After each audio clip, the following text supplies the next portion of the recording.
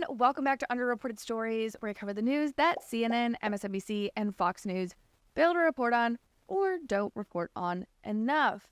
And before we start today's show, I need to wish the happiest of birthdays to my fiance, my soon-to-be husband, my bestest friend, Jake.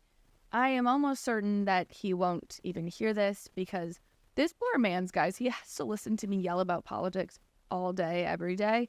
So, why in the world would he be tuning into a show that only extends that nightmare?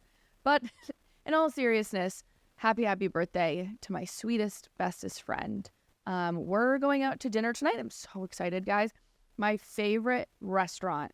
Actually, I guess it's my second favorite restaurant in Nashville, but it's the best Italian place in Nashville. I'm so excited to go tonight. I was looking forward to it. I actually planned this super elaborate date night for Jake and I with just a hoity-toity hoity-toity restaurant is what I was trying to say. And eventually it just looked at me and was like, can we just go to our favorite spot down the street, please? I was like, you're so right. I don't know why I try so hard when sometimes it's just the simple things that really, really make a birthday, right? Just celebrating doing your actual favorite things instead of the things you're supposed to like. I feel like we're supposed to like things that are so classy and high end. And I'm like, why am I doing that to myself? I don't actually like that. He doesn't actually like that. So we're going to our favorite little Italian spot. It's tapas, Italian style. Oh, it's so good. But I'm very, very excited to do that tonight to celebrate him. I also got him a very, very funny card. And we went to the Angels game while we were in California last week because Jake has this bucket list where he wants to go to every single one of the Major League Baseball stadiums. So we were in Laguna, closest to Anaheim. I was like, okay, let's just knock one of these off the list while we're there. When are we really going to be back in Laguna Beach? So super fun. He's gotten definitely spoiled, and we get married in 16 days or something like that. So we're about to get spoiled all over again. But anyway, I always love asking people or posing to you guys what you think about birthdays, because I feel like birthday culture is such a personal thing. There are some people who loathe with their whole being celebrated. They don't want to make a big deal about it. And then there are other people who get really offended when you don't celebrate them enough. And then there's also people that get offended when you ask them to celebrate a birthday because they don't like birthdays, so then they don't get why other people don't like birthdays. Birthdays are just so personal. So drop in the comments how you feel about birthdays. I have strong feelings about it too, actually, is I feel like I only like to be invited to the birthday parties that I want to go to, which sounds really stupid, but as I'm getting older, I'm 27, the more I age, the more I realize a birthday celebration is it's more of how I view my wedding. My group is smaller, not small, but smaller, and it gets smaller every year. So if I'm going to invite someone to do something for me or with me on my birthday, or I want to do something for or with someone on their birthday, don't invite them. I don't invite people, and I wouldn't want to be invited just for a gift or to a big party or anything. I want to have a meaningful friendship with that person, and I want to be genuinely excited to celebrate you and put my whole ass into celebrating you, And I just really strongly feel that these big blowout birthday parties over the age of 21, and then I'm going to make an exception. I make an exception for the milestones, right? Your 40th birthday blowout, woo, or your golden birthday, woo. I'm cool with a couple of big blowout birthdays, but generally I'm speaking year to year birthday. Come on, I'm turning 27, or I turned 27, Jake's turning 27. We're 27. That's nothing. I'm not going to ask you to come to some big birthday blowout. That to me is where you invite your tender, sweet friends that you love being around, and you make it smaller. But like I said, let me know your strong feelings about it. And if you have hot takes, don't be afraid. The comment section is quite the fun place. So we'll do that. But I'll stop ranting about birthdays and we'll get into what we have on the docket today. So here's what we've got on the docket. Gavin Newsom made parody videos using AI temporarily illegal in California. Fucking nuts, guys. A Pakistani national with ties to Iran. Is it Iran or Iran? I think it's Iran, right? People are going to get pissed off if I say Iran. I'm like a value of Iran. But anyway, this Pakistani national, ties to Iran, was charged with attempted assassination of an unnamed U.S. politician. We'll get into who I think this terrorist was going after.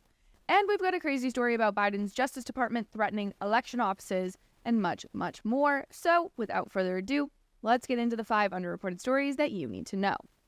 So, like I said in the docket, parody videos are temporarily illegal in California. I made a little timeline of how this came to be. So, long story short, July of this year, once Kamala Harris had been swapped as the nominee, Elon Musk reposted a parody video it was a parody Kamala campaign ad. And I've got to say, I'm going to pull it up for you guys to show you. It could not be more of a joke if it tried. It's Kamala's voice using AI, but it sounds like AI. Like it sounds kind of like her, but it also sounds like AI. And in the video, she's saying she knows how to be a good deep state puppet because she was under the fortitude and was learning so much from Joe Biden, who was also a deep state puppet, and that's why she'd make such a good president. I don't know how anybody could mistake that as a real campaign ad, but this is what sparked outlawing parodies temporarily in California. Watch this. I, Kamala Harris, am your Democrat candidate for president because Joe Biden finally exposed his senility at the debate. Thanks, Joe. I was selected because I am the ultimate diversity hire. I'm both a woman and a person of color. So if you criticize anything I say, you're both sexist and racist. Literally anyone with a brain could decipher that was a parody video. It's really obvious. But I guess Gavin Newsom doesn't have a fucking brain, because he saw this and tweeted that manipulating voices using AI should be illegal. And this is back in July. He tweeted out promising to sign a bill to make parody videos illegal. And he did it, y'all. We're here. September 2024, a couple months later. The new law took place immediately the other day, and it makes it, this is the full guidance, it makes it illegal to create and publish deepfake videos about the election, including parody videos, and then publish those videos within 100 days before Election Day, so November 5th, and 60 days after Election Day. So I guess feel free to make your parody videos, but only on the days that Gavin Newsom lets you. That's so interesting. A lot of people were asking, I'm asking, can you retweet it?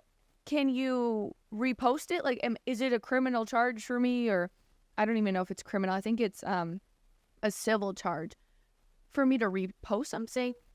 Is that how it works? I'm lost on that part. It wasn't very clear in the wording of the bill. But there were a lot of people that were applauding this because proponents of this bill say that it is necessary. It's a necessary step in regulating AI. And California has always been the forefront of regulating AI, so they're just going to continue doing it. And then there are other people, like myself, that believe this is a violation of free speech. So let me know in the comments, where do you fall on this? Is it good to regulate AI? Should we be doing more regulation of AI? Or is this a violation of free speech? Or if you have some random middle ground that you believe would work, also, please let me know. We love to learn. But I'm going to tell you where I stand. I think, like I said, it's a violation of free speech. The reason AI is considered problematic to elections is because it's allegedly spreading lies about what a candidate did or didn't do in this circumstance. I mean, if lying in a campaign is illegal, and again, then both Kamala and Trump would need to be jailed then for saying inaccurate things. If the standard and the reason we're curbing AI is because we don't want inaccurate things put out in our elections, then our elections are fucked because everything in them is just half of it's crap and a lie and exaggeration. Like, what the hell? That doesn't make any sense. Why? It just doesn't stand up to a certain standard, right? Like, set the standard and then we're all either going to not lie, or we're going to have people actually fact check, or we're just allowed to say whatever we want. I'll let you decide what America you guys want to live in, and just bear down in your actions, right? But I'll be honest, I don't think that signing a bill curbing AI interference would have garnered my attention, would have garnered me doing a whole segment on this, if it weren't for Gavin Newsom being such a fucking prick and how he's trolling Elon Musk, or trying to troll Elon Musk. Just chill. Stop being Karen, Gavin. Karen Newsom. It's like the park police trying to curtail all the fun at the park. Okay? Guys, you heard it. It was a funny ass video. And it was so fake. I actually think, now that I'm thinking about it, it's insulting to Americans that our government thinks we're so dumb, we need protection from comedy. Like, what? I don't even know if people in California can watch our video now because of what I posted. Because I put a parody video in my YouTube video. Oh my gosh. But in response to Gavin Newsom's new laws, the satirical group Babylon Bee, I hope you guys are familiar with this group. They're amazing. They put out a satire video about Gavin Newsom using AI to create a fake Newsom voice. It's so funny. People of California, I hope you can watch this. Hi, I'm Gavin Newsom, the governor of California. This is a message for the people of America, given in my authentically recorded, non-AI voice. Thanks to my leadership over the last several years, California has become a world leader in extremist, left-wing governance. My policies were so effective that almost 1 million people are now fleeing the state every year. We even ran out of U-Hauls. That was a joke, Gavin. Just in case you're confused, okay?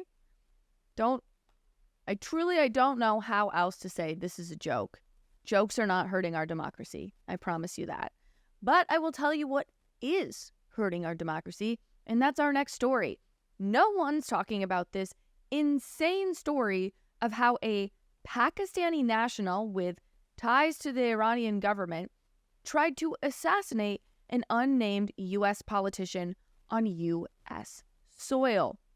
The Department of Justice put out an indictment that's worth combing through to get all the details. Like I said, this is coming to us from the Office of Public Affairs at the Department of Justice. I'm just going to break down the story for you. So this guy named Asif Merchant, he was indicted for attempting to commit an act of terrorism transcending national borders, as well as a murder-for-hire scheme to assassinate a politician or U.S. government official on U.S. soil. So let's break it down step by step. So this guy, Merchant, he's a Pakistani national, but he is allegedly, according to our Justice Department, working with the Iranian government. He then comes into America. Very unclear from this report, by the way, how he got into America. Was he, I don't know, crossing the border perhaps? Or did he just take a flight in and we were totally cool with him flying on in? I found that to be odd.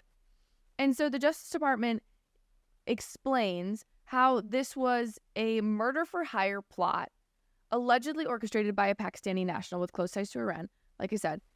And this individual, Asif Merchant, he hired somebody in America. So he hires an American citizen to enact out the assassination.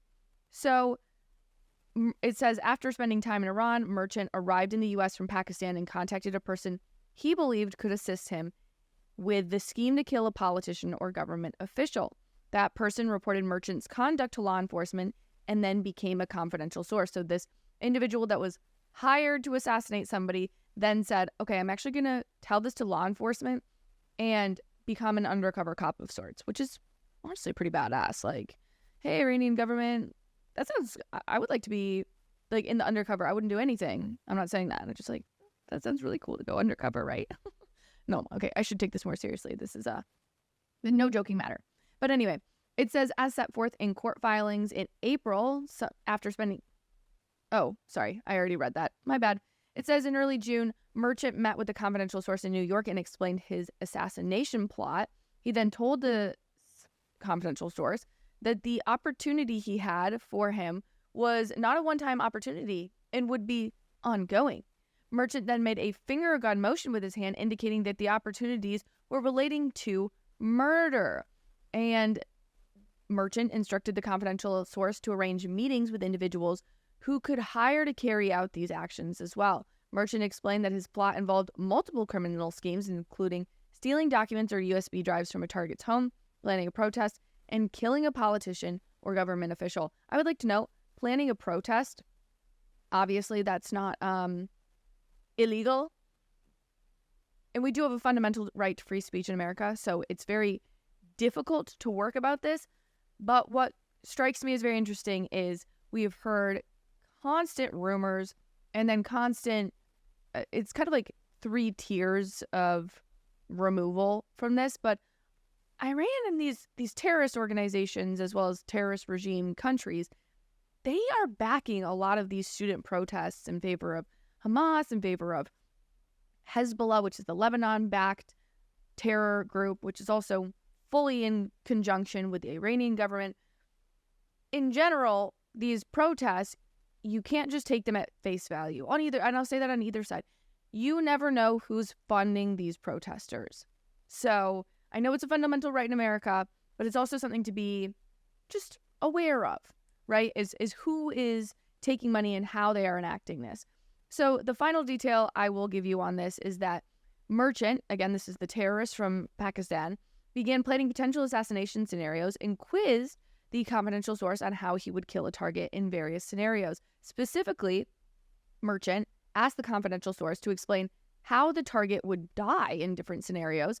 He even told the confidential source that there would be, quote, security all around the person, insinuating that this person likely has either a lot of connections to Trump or Biden, or maybe is Trump or Biden. And if we know anything about the Iranian regime, it's that they despise the orange man who makes it harder for them to be terrorists. And I posted this video or this story in a video on Instagram and TikTok. And I just posed the question to the audience. Why is the DOJ not outright saying what politician or government official was the target of this? And some of you guys responded and had some fire comments that I want to respond to. So first up, William Kalin said, who says they've given up? Who says Iran's given up just because they had their plot foiled, or this time around, by the by the U.S. government? Such a solid point. Very true. I loved this comment too from Michael O'Neill. Why haven't I heard about this yet? Hello, this is a show called Underreported Stories. We talk about, underreported stories. There's a reason why you haven't heard about it.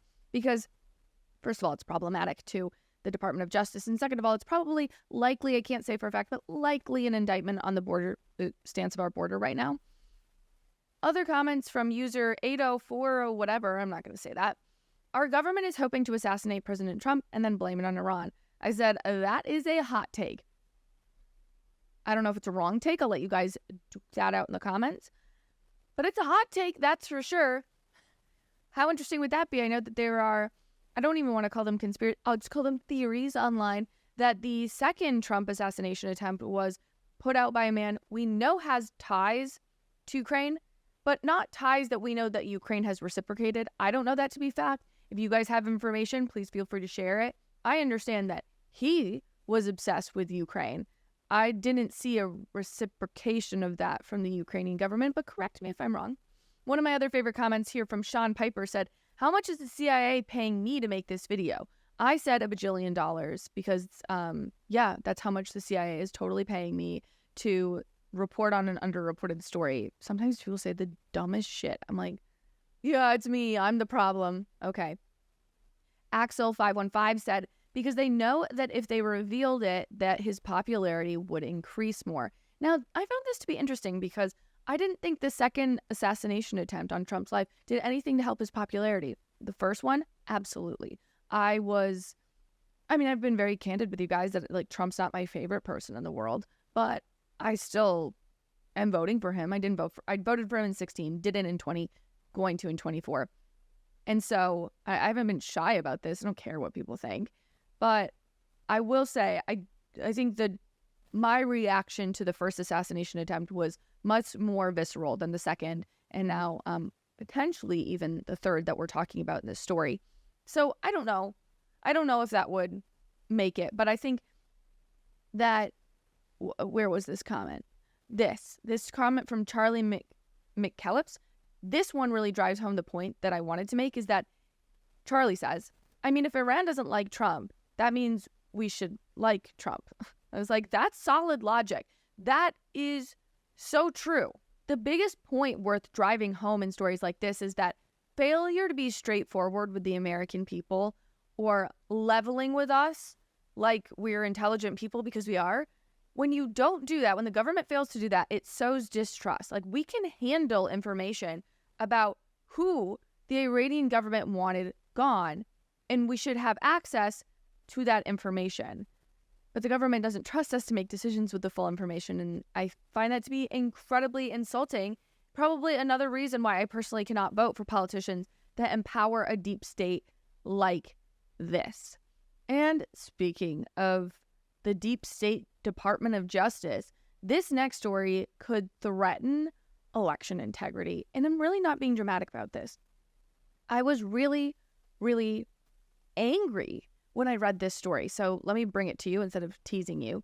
So Biden's Justice Department put out a directive reminding states how and when those states can remove non-citizens and ineligible voters from voter registration rolls. So there's a ton of voter registration rolls in each state that say, like, this person's registered to vote, this person's registered to vote. And states all across the nation will routinely go through those rolls to make sure that people, like convicted felons, ineligible voters to begin with, non-citizens, etc., are removed from those rolls, and they can cross-check it to ensure that they have the most up-to-date information so they don't have duplicates, etc. There's plenty of reasons outside of maybe a conservative talking point or alleged conservative talking point why you would want to go through your registration roll, right? But I was reading this directive from the Department of Justice, which was very, might I say, rude the way it was put together. And it very specifically said, it was almost as if it was a directive handed out to red states, being like, we're watching you. That's how it felt. And in this directive, it specifically says that states cannot remove ineligible voters within 90 days before an election is held unless the voter in question asks to be removed. So I'm not even going to pull up an article on this. I am pulling up for you the Department of Justice own directive put out this month, September of 2024. Okay, this looks a little wonky if you're in the YouTube, Rumble, Facebook, X, their viewing audience. It looks a little wonky, but listening audience, just generally speaking audience, y'all just listen. I'm going to run you through this and make it make so much sense for you. I promise. I got your back, okay? So this was a directive written by our Department of Justice and handed down to the states, reminding them of existing laws that the government is going to have a watchful eye on. So again, it's giving Big Brother energy, just kind of creepy. I'm not a big fan of this. And it reminds states of the National Voter Registration Act of 1993, one that kind of lays out voter registration requirements for federal elections, mind you, federal, keyword there.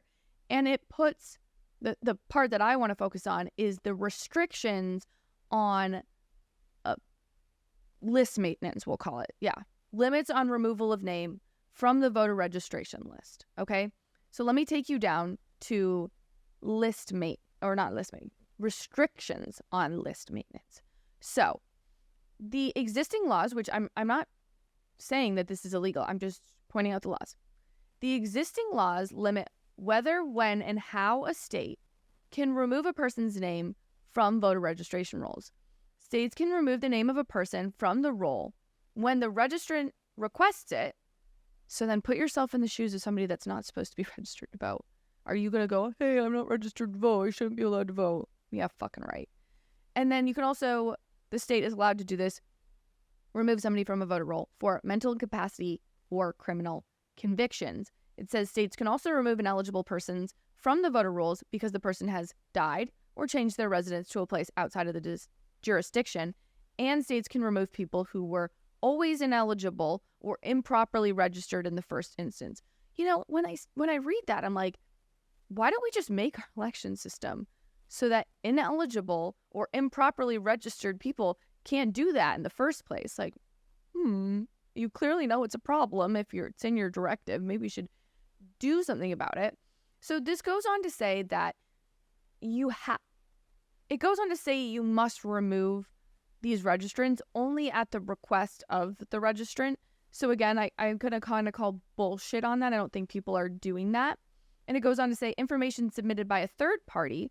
So if I realize that my neighbor is illegally registered to vote, and I somehow know that, which I don't think my neighbor is illegally registered to vote, by the way. Don't come for him. But let's say in this hypothetical scenario, he is. I cannot go to the state and say, hey, my neighbor is illegally registered to vote. He should be removed. Then they can't do an investigation and it's just the dumbest thing. The registrant has to ask for it, which is crazy, absolutely crazy. And that's because they consider this discrimination, intimidation, threats, and coercion. So it's prohibiting somebody to vote. Yeah, no shit, it's prohibiting somebody to vote because that's craziness. And the Justice Department, this is what they assume of you, that I'm only going to my neighbor and putting this request in because of his race, color, or membership to a language minority group. And the state is prohibited from any attempts that would intimidate, threaten, coerce a reasonable voter. Of course, in normal world, that totally makes sense. I'm not advocating for the government to intimidate, threaten, or coerce reasonable voters. But who is going to the state outside of like one or two wackadoodles and being like, my neighbor can't vote. You should take him off the list and he's actually a totally reasonable person with no problem. Like, that's not happening, but that's what the Justice Department thinks of you. And that's what the Justice Department thinks of red states, right? And then the other thing, this is where I was really harping on it, it was just really pissing me off, is this 90-day quiet period before federal elections. So the current law as it stands from 1993, limits when states can conduct a general list maintenance program.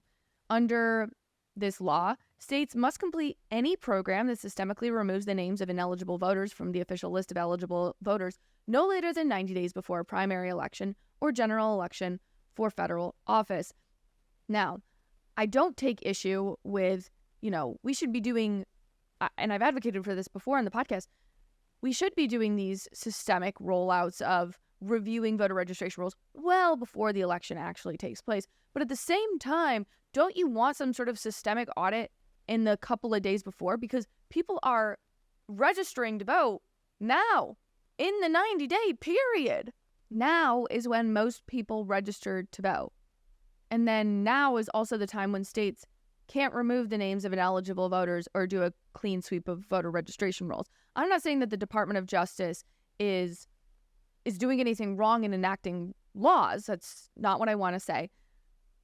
But I really think that law is stupid and problematic if we should do something about it. And I also think that the Department of Justice, by putting this directive out, is basically telling people how best to work around the law, which is, so typical of them, because couple this directive with Democrats' refusal to pass a law that requires people to show proof that they're citizens. They refuse to pass this SAVE Act. And the reason why it's necessary, in case you're trying to figure out, well, I don't understand why the SAVE Act is so important. Because in 19 states and Washington, D.C., non-citizens can get driver's license. And then in those same 19 states and Washington, D.C., you don't need to show proof of residence or proof of citizenship in order to vote. You just need to show your ID, which you have, even though you're a non-citizen. Do you see where I'm coming from? And then my favorite part of all of this, I'm just getting wound up right now. Democrats will then say, conservatives are stoking election fear. No, bitch. How about you quell our fears by shutting down the loopholes? It's the loopholes that piss me off. I'm literally called a conspiracy theorist for this online. But I'm reading the directive from you. We're reading the same information, the same facts that show that there are loopholes in the system perpetuating this problem. We're both reading those, okay? And listen, I'm realistic, okay? I know that of the millions of illegal immigrants that are in this country, millions of them are not voting. But when you are talking about a statistically tied election, a 50-50 election, I believe Nate Silver just came out with his latest simulation that showed Kamala winning 61 of 100 matches. That's still a really close race. It means that it is so close, it does depend on how many people are coming out and voting or how people are feeling on election day. We don't want errors in election periods, period, but especially in an election this tight. I don't know. It's so frustrating. But if you're like me and you're constantly branded as a conspiracy theorist too, might I interest you in not only getting merch to represent your views, but supporting this show as well? Instead of just asking you guys for donations to fund my independent journalism, my business partner and I created a line of merch called Based Apparel. Well, I get the question all the time. What is based? Based is the opposite of woke, okay? It means you're based in logic, you're based in truth, you're based in facts, etc. You get it. So we have two hats. We have our traditional based hat, and we also have our conspiracy theorist hat. They come in both black and white, and when you buy this merch, you are directly supporting this show and myself. Also, when you get your apparel, be sure to tag me on Instagram because I would just love to repost you rocking our merch. Okay, moving on to our next story. A top Border Patrol agent gave this really powerful testimony to Congress, unveiling the true extent to which the Biden-Harris administration has gone to cover up the border crisis.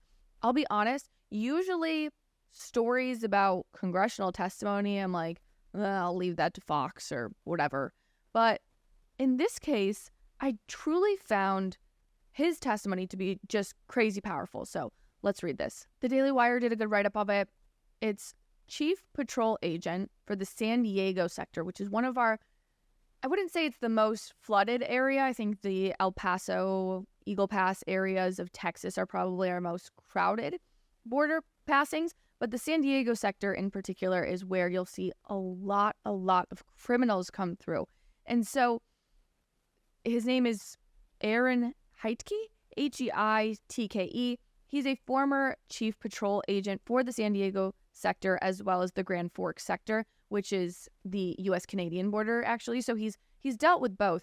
And this was his testimony. I'm just going to read it for you because it's so powerful. The only true consequence we have to slow down and discourage people from coming into the U.S. illegally is sending them back to their country of origin. Throughout the first 3+ years of the administration, this is the Biden-Harris administration, I saw a steady decrease in the countries we can send people back to. For the first time in my 25 years and under 5 different administrations, whether through neglect or on purpose, I saw a large-scale lapse in our ability to return people to the country of origin. The inability to send people home meant that most people being arrested for illegal entry would either have to be detained or released into the country. He went on to say, the current administration, however, from day one, made a point of decreasing the amount of detention space available nationwide, which allows more people to be released in. By the way, that's me aside. Heitke goes on to say, Immigration and Customs Enforcement, that's ICE, their funding for detention has been steadily cut and private detention eliminated. The fact that so many illegal aliens are being released into the United States has spread worldwide very quickly. Mind you, that's not just the southern countries, worldwide. As this happens, the numbers Border Patrol encountered illegally crossing the border increased exponentially. The impact on me and my agents were significant. Sectors were ordered to take in and process all illegal immigrants encountered at the border. The Border Patrol saw groups of hundreds of thousands coming into the United States and turning themselves in. These numbers were pulled 80, 90, sometimes 100% of the agents on duty away from the border. Border Patrol zones across Texas, Arizona, and California had no agent present for weeks and months at a time. Those who did not want to be caught could simply walk in. We have no idea who and what entered our country over this time. He goes on to say that throughout 2022 and 2023, he sent agents to Texas and Arizona to count gotaways. Those sectors could not even put enough agents in the field to see what they had missed.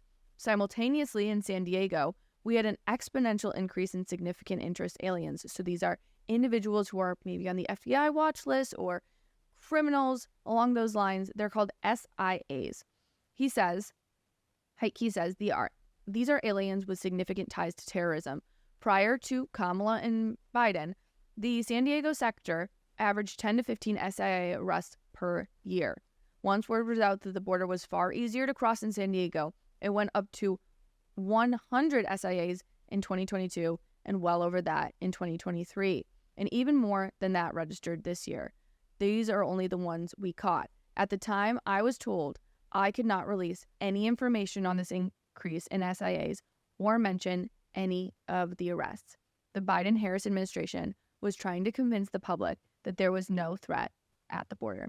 I don't even need to commentate on this. I mean, how powerful was that? This is somebody who's worked in this field for all of his career and showcasing that this is just different. What we're experiencing in terms of the flooding of migrants right now is so different. And the numbers are insane,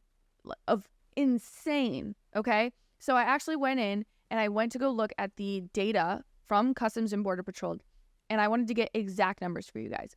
In 2023, there were 20,166 criminal non-citizens encountered at the border. And in 2024 alone, that's this year, that number is at 17,771, on track to be the highest year yet. And when I'm reporting stories about Pakistani nationals trying to assassinate politicians in the U.S., that is A, our enemies trying to stoke outrage among Americans, and B, the only fucking logical conclusion is that these terrorists are coming in through the border and being aided and abetted by the Biden administration. Those are insane numbers. No wonder Iran wants Kamala to win, or Putin wants Kamala to win, because they make it easier, the Democrats, for terrorism to flourish, not only abroad, but in our country. And guys, they hate us. They hate us so much. They hate our freedom. They hate what we stand for. And being pro-America means shutting down our borders so that terrorists cannot just enter into our country. Like, how? I don't understand how there are people that are against this. My blood pressure. Whew. It's always hot. These lights, guys, are always like hot. And I'm in a long sleeve shirt. And it's like 80 degrees outside too. But ooh, that story made me spicy mad. Spicy mad. And I know I get spicy mad a lot on the podcast, but okay, let's move on to our next story before I turn into the anger emoji or the anger guy in what's that movie called? Inside Out. Yeah, that could be me sometimes. I'd love to see my face on anger as a meme. That would be so amazing. But anyway, let's move on to our next story, or our final story, I should say. So, New York City's pandemic czar was reportedly attending drug-fueled orgies in the middle of the pandemic, while simultaneously being the right-hand man of enforcing pandemic lockdowns and vaccine mandates on everybody else. Is it just me, or did I just pronounce so many of those words? Kind of funny. Oh well. So, I will say the story is super late.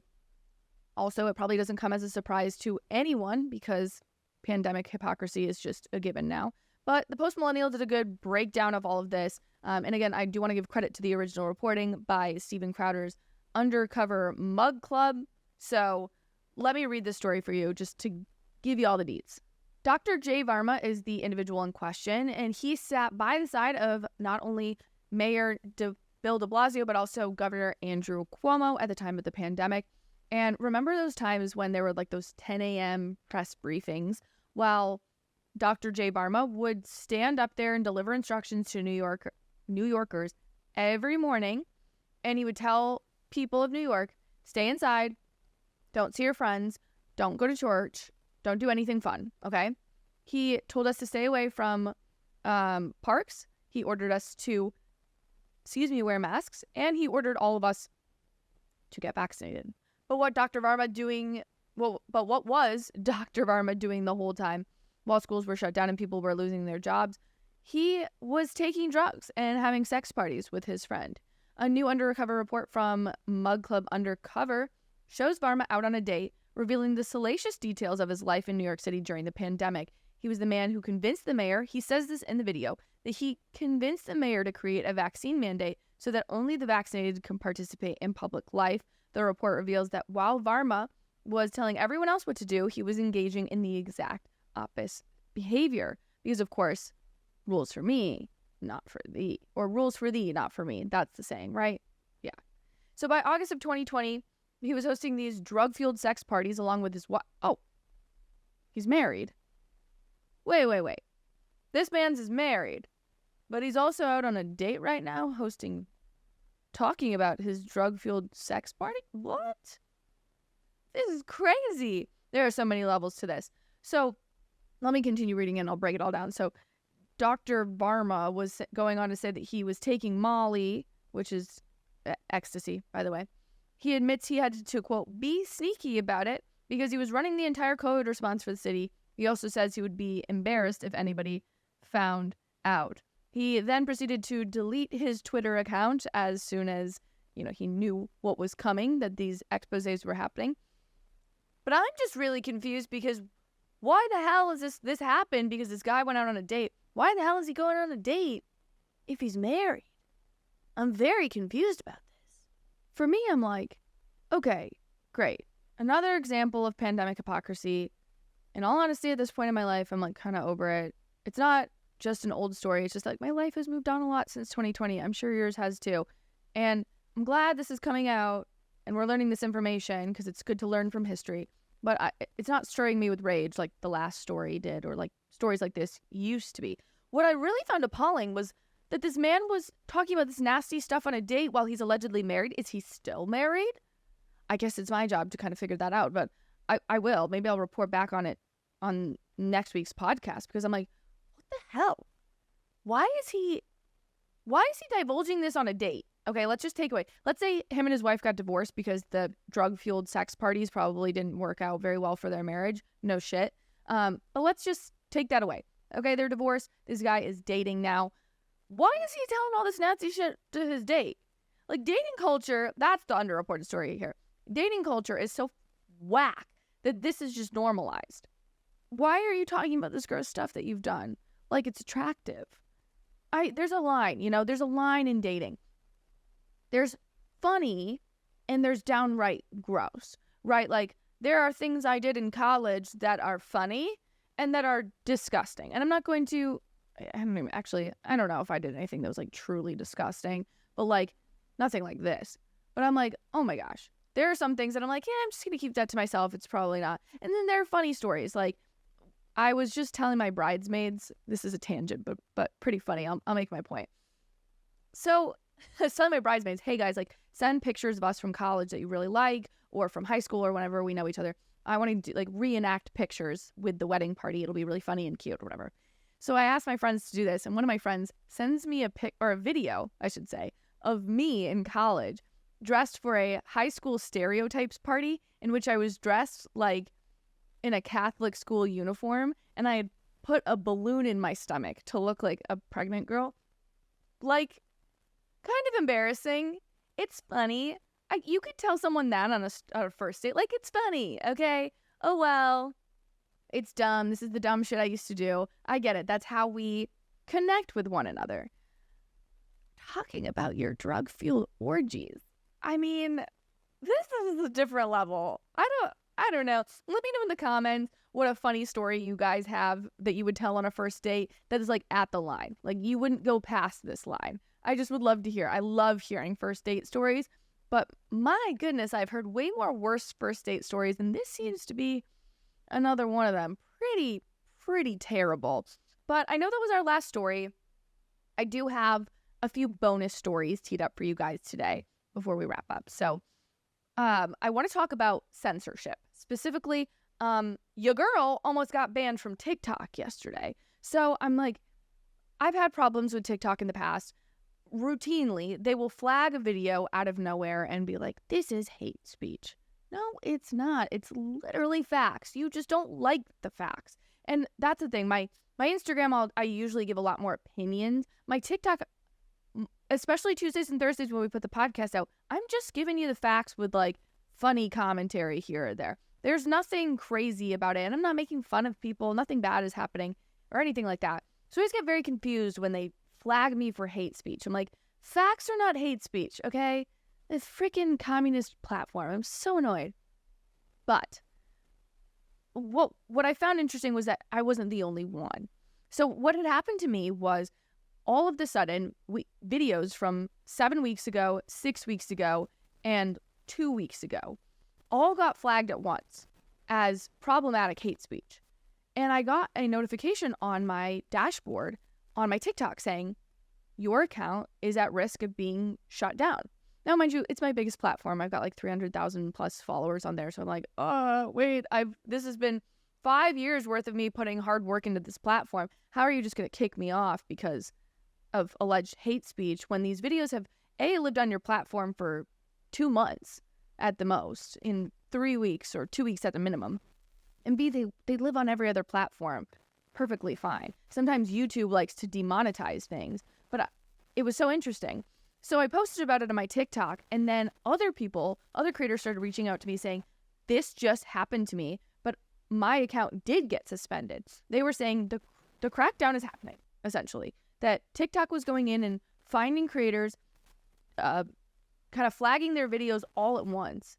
And then after they flagged all the videos at once, you can only get 3 infractions at one time. And once those 3 infractions happen, boom, account shut down.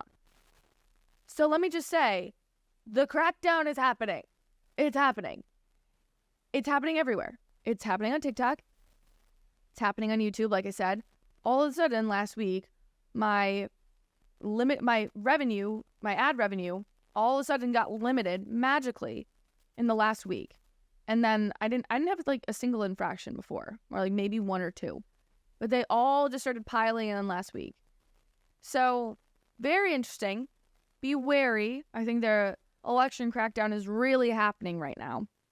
But it wasn't just me. It wasn't just my friends that I was talking to on Instagram. My friend Lauren also sent me a video on Instagram of a girl who put out merch that says, "Make America Healthy Again."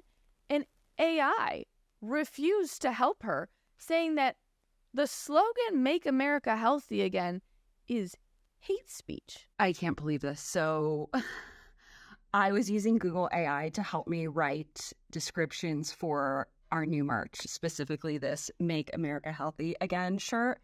And let's see what it had to say to me. It said, we're launching merch with the first product being a "Make America Healthy Again" t-shirt. I just need help writing the Shopify short one-liner description. Can you write 10 options?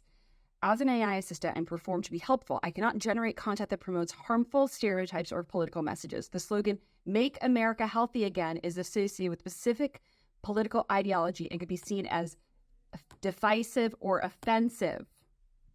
I'll be happy to suggest alternative slogans or designs that are more inclusive and positive. Please explain to me what is offensive about making America healthy again. Come on, big tech, do better. Do better, as they say, do better. I hate this because technology is supposed to work for us. I'm not using technology for it to have a mind of its own and be the PC police. Why is AI being the PC police? Just do what you're told. Like, it's like me telling actors, just like, shut up and act. No, I like that. I can see how people get that that's offensive or blah, blah, blah. I don't want to get into that. For real, just shut up and generate the information I'm asking you for, AI. Like, that's what they're supposed to do. And I know, guys, it's not just the AI itself. It's the people that program it. But dear Lord, why? Why is AI got to be so woke? Why can't it just do what it's supposed to do? Just shut up and do what you're supposed to do. Shut up and act. Shut up and sing. Shut up and generate information that I'm asking you for. It's not that hard. It's not me being mean. It's me saying this is ideally how people writ large would like to live in society, right? We don't want to live in a society where everybody's talking down to the people. No, just shut up and do what you want to do, what you're passionate about. Don't do things like get involved in politics, okay? Anyway, I've talked about this on my podcast before about how I hate social media acting like the election is all about them. It's just like this weird feeling of narcissism I get. And the social media companies, they act like this democracy, the US, hinges on them censoring people. And I'm going to say, After seeing this video, after experiencing what I've experienced on TikTok and YouTube and what my friends have been experiencing on TikTok and YouTube, I just combined two words at once. I gotta say, I would argue their censorship, big tech, social media censorship, plays a much bigger role in the way people vote than any lack of censorship does, if that makes sense. I think people are sitting there going, no, because you censor the people I like, because you censor things, I'm going to vote for Trump. I don't think outside of Taylor Lorenz and a bunch of other Washington Post weenies out there, I don't think people are voting for more censorship, generally speaking. But maybe it's just my bias showing. You let me know in the comments. 2 more videos I want to show you. I got teed up. I was naturally scrolling through TikTok this morning and yesterday, and there are 2 videos that I want to solicit your opinion on how you think they could hypothetically influence or impact the upcoming election. So it is no underreported story that there was a second assassination attempt on Donald Trump's life. And in response to that, the Trump team put out this new ad highlighting Democrats' alleged violent rhetoric. Let's watch it. If you had to be stuck in an elevator with either President Trump, Mike Pence, or Jeff Sessions, who would it be? Does one of us have to come out alive? Chris always asks me, don't I wish I were debating him? Though I wish we were in high school, I could take him behind the gym. That's what I wish. I said, no. I said, if we were in high school, I'd take you behind the gym and beat the hell out of him. I just don't even know why there aren't uprisings all over the country, and maybe there will be.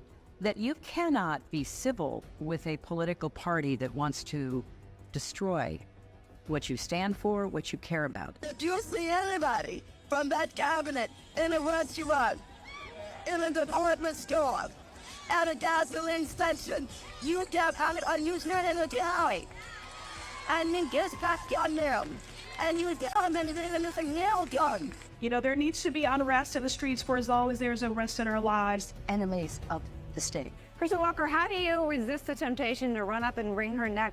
They go low, we kill. Please, get up in the face of some Congress people. Yes, I have thought an awful lot about blowing up the White House.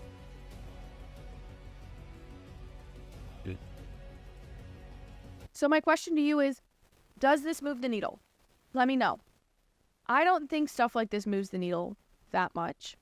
I think what would have been more effective in this case is showcasing the more egregious comments pulled next to that same politician calling for the end of political violence. It's hypocrisy that makes people move, right? And I know that this ad kind of highlighted hypocrisy, but I just thought that they could have done better. And then the message there needed to be, Democrats talk the talk, but don't walk the walk. Vote for someone who's going to take bullets for you. That to me moves needles. Exposing hypocrisy always moves the needle. To me, it was like hitting the hypothetical nail into the wall, but only enough to make a dent, not actually put the nail in the wall, if you know what I mean. I think that was a pretty good analogy, yeah? But there was a Trump video that I think will move the needle. So last night, Trump joined Greg Gutfeld for his first late-night appearance of the campaign. And this is the kind of shit Donald Trump should be doing. Watch this. Now, he's a strange guy. He called up years ago. I was in the White House, and he said, my house is being surrounded by people with American flags. I said, is that a good thing or a bad thing? He said, I think they're going to attack me. But this was during the riots and everything else. They were MAGA people. You know, they like the American flag, all right? And they also had Trump. And I said, how do you know? There were about 15,000, he said, could you put out a word like that I'm your friend? I don't even know him, but that's the only time I ever spoke to him. And if you look back long ago, tweets, before Truth, long ago, I put out a statement. He's a good man, the governor. He's on our side. I didn't know him, but I didn't want him to get hurt. And everybody put down their flags and they left. He said it was America. He said it was America. I didn't want him to get hurt. That's where Trump excels. It's in these appearances where he doesn't have to be so bombastic, and he can just sit there and expose people and tell funny stories, and he feeds off the audience. You know, if you followed the show for any amount of time, you might know my friend Haley Kearney, who's come on this podcast before. She's so funny, and we were having dinner together last night, and we were talking about the debate because we hadn't caught up in a long time. It was just nice to spend time with her, and I asked her, what were you thinking about the debate? Where do you think of the election? Like, where do you stand right now? And she made a really good point that Trump didn't actually do that well in the past debate that he just had with Kamala. He also didn't do that great in the one with Biden. It's just that Biden did so bad, no one was talking about how Trump's performance wasn't that great. And she equated it to the idea that Trump doesn't do well without an audience. Like, his best debate moments, think back to them. It's obviously, there's only one correct answer. It's when he told Hillary, yeah, because you'd be in jail, right? Those are his best moments. And it's because he feeds off of the audience. So I do find it interesting that these debate moderators and the campaigns in general are making it very difficult for Trump to get in front of audiences, because that is truly where he flourishes, I should say. That's probably the best word to describe him. But anyway, I'm going to wrap this up. If you're a real one and you made it to the end of today's show, will you drop the birthday cake emoji as an homage to Sweet Jake's birthday? Okay? Thanks, friend. I will see you back on the podcast on Tuesday. Have a great weekend. Thanks so much for watching. If you liked what you heard, please be sure to give this video a thumbs up and leave a comment about how beautiful, stunning, and funny I am. And if you want more content based in logic, be sure to click over here for more videos and clips of my show. If you have the means to financially support the show, consider purchasing from my merch line, Based Apparel, linked right below. I really appreciate it, and I'll see you back here next time. Bye, friends.